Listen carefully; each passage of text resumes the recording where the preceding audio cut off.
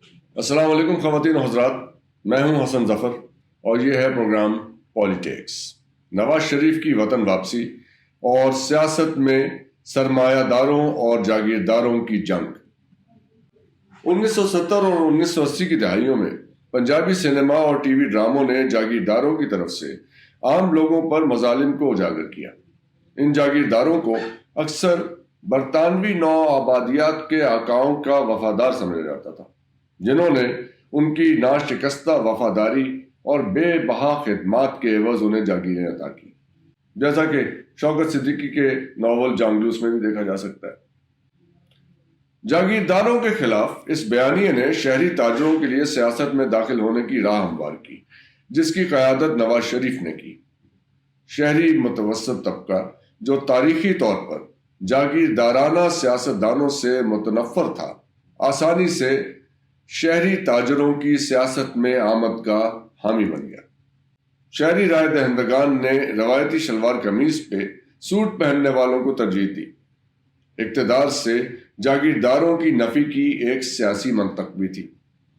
زیادہ تر جاگیردار سیاستدان ذوالفقار علی بھٹو کے قریبی تھے۔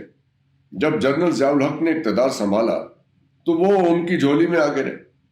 یہ تعلق تب تک قائم رہا جب تک کہ انہوں نے 1985 میں محمد خان جنیجو کی وزارت عظمیٰ کے دوران فوجی حکومت کے خلاف مزاحمت کا آغاز نہ کر دیا، اور جب تک کہ ضیاء الحق صاحب نے نواز شریف کو تلاش نہ کر لیا، جو شہری کاروباری طبقے کو سابق حکمران جاگیردارانہ اشرافیہ کے خلاف کھڑا کرنے کی صلاحیت رکھتے تھے۔ روایتی طور پہ جاگیردار سیاستدان عام لوگوں کے ساتھ زیادہ بے تکلفانہ تعلقات نہ رکھتے۔ ان کی شاموں کے قصے بھی ان کے دور دراز بنگلوں تک محدود تھے۔ وہ زیادہ تر اپنے نظریات میں لبرل اور مذہبی طور پہ اعتدال پسند تھے۔ ان کے مالی معاملات بھی قدرے وزاداری کے حامل تھے، یعنی وہ ترقیاتی کاموں سے وابستہ چھوٹے کک بیکس جمع کرنے میں دلچسپی نہیں رکھتے تھے۔ ان کی توجہ بڑے منصوبوں پہ تھی، جیسے کہ اپنی زمینوں کو وسعت دینا یا فیکٹریوں کے لیے بینکوں سے قرضے لینا، جن کی واپسی کا ارادہ کبھی ہوتا کبھی نہ ہوتا۔ ان معاملات نے تعلیم یافتہ شہری متوسط طبقے میں ان سے نفرت پیدا کی، اور اس بیانیے نے جنرل ضیاء الحق کی حکومت کے دوران جاگیرداروں کی سیاسی طاقت کو کم کرنے کا کام آسان کر دیا۔ شہری تاجروں نے معاشرت اور سیاست میں نئے انداز متعارف کرائے۔ ان کی روایات اور انداز شہری متوسط طبقے کے لیے حیران کن اور مایوس کن ثابت ہوئے۔ ان کے شدید مذہبی مزاج اور سنگین مالی بدعنوانیاں معاشرے، سیاست اور معیشت کے لیے چونکا دینے والی تھی۔ ان خصوصیات کے ساتھ انہوں نے سرکاری منصوبوں کے ٹھیکے داروں کو سیاست میں اگلی کرسیوں پہ لا بٹھایا۔ ان ٹھیکے داروں نے کک بیکس اور غیر قانونی دولت ٹھکانے لگانے کی تدابیر تیار کی۔ نتیجتاً جاگیرداروں کے روایتی ڈیروں کے معاملات آہستہ آہستہ شاندار فارم ہاؤسز اور گیسٹ ہاؤسز میں منتقل ہونے شروع ہو گئے۔ سرکاری ملازمین جو کبھی زمینداروں کی خدمت کیا کرتے تھے، اب ان فارم ہاؤسز میں ہونے والی پارٹیوں میں ٹھیکے داروں اور تاجروں کے ساتھ مل کے شام رنگین کرنے لگے۔ ان سب نے مل کے اجتماعی طور پر ایک ایسی ثقافت کو جنم دیا جو مہذب اقدار سے آری تھی، جاگیرداروں کی روایات سے یکسر مختلف، جس میں وزاداری اور کہیں پردہ داری بھی موجود تھی۔ کاروباری سیاستدانوں نے خود کو اپنے متعلقہ شعبوں کے اندر سیاسی اثر و رسوخ حاصل کر کے اور اپنی پارٹی کے ساتھ وفاداری اور خدمات کے عوض حکومتی فیصلوں پہ اثر انداز ہونے کی صلاحیت حاصل کر لی۔ وہ ٹیکس سے بچ سکتے تھے، بلوں کی ادائیگی کے بغیر بجلی اور گیس کا استعمال کر سکتے تھے، اور اپنی دکانوں اور فیکٹریوں کے ساتھ سرکاری زمینوں پہ قبضہ کر سکتے تھے، کسی بھی قانونی نتائج کے خوف کے بغیر۔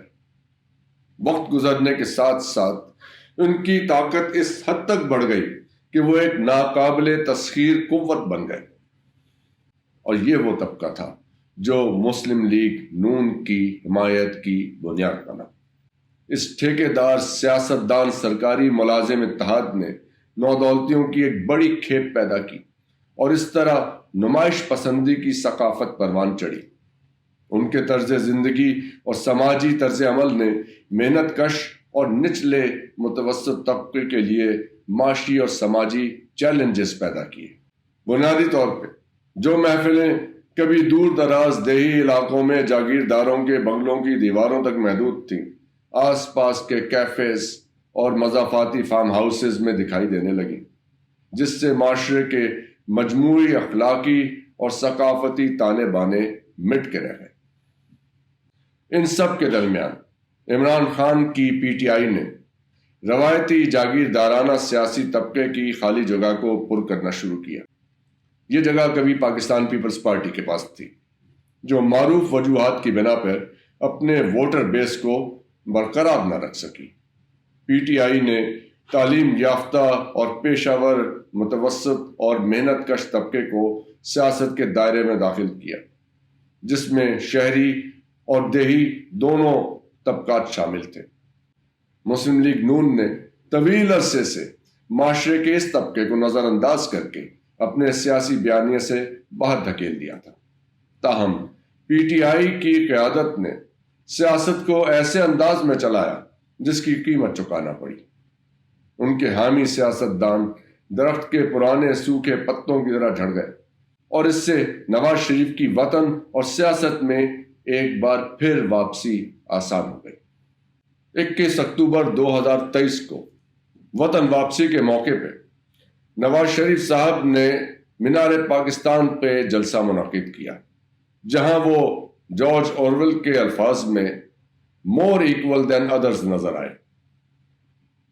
ان کی تقریر کا خلاصہ یہ ہے: میں ایک معزز آدمی ہوں، میں اعلیٰ اخلاقی روایات پہ سختی سے عمل کرتا ہوں، میرا کسی قسم کی انتقامی کارروائی کرنے کا کوئی ارادہ نہیں ہے، بس مجھے وزیر اعظم کے عہدے پہ بحال کر دیجئے اور میں آپ کی ہر بات مانوں گا۔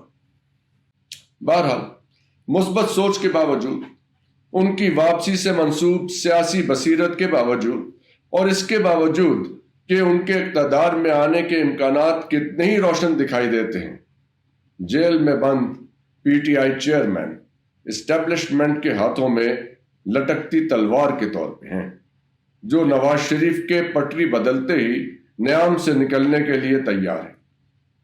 مشکل معاشی چیلنجز کے باوجود مسلم لیگ نون کو دوبارہ اقتدار میں لانے کا کام بالکل الگ معاملہ ہے۔ یہ ایک کھلا سوال ہے کہ یہ راستہ کتنا خطرناک ہو سکتا ہے، جس پر انہوں نے بہر صورت چلنے کا انتخاب کیا ہے۔